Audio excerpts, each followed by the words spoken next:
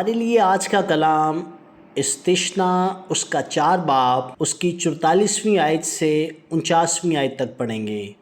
خداوند کے کلام میں یوں مرقوم ہے، یہ وہ شریعت ہے جو موسیٰ نے بنی اسرائیل کے آگے پیش کی، یہی وہ شہادتیں اور آئین اور احکام ہیں جن کو موسیٰ نے بنی اسرائیل کو ان کے مصر سے نکلنے کے بعد یردن کے پار اس وادی میں جو بیت فغور کے مقابل ہے کہہ سنایا، یعنی اموریوں کے بادشاہ سیہون کے ملک میں جو حسبون میں رہتا تھا، جسے موسیٰ اور بنی اسرائیل نے ملک مصر سے نکالنے کے بعد مارا، اور پھر اس کے ملک کو اور بسن کے بادشاہ اوج کے ملک کو اپنے قبضہ میں کر لیا۔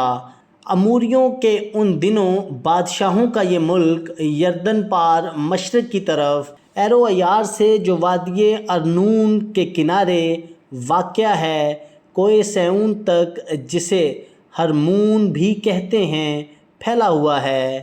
اسی میں یردن پار مشرق کی طرف میدان کے دریا تک جو پسگا کے ڈھال کے نیچے بہتا ہے، وہاں کا سارا میدان شامل ہے۔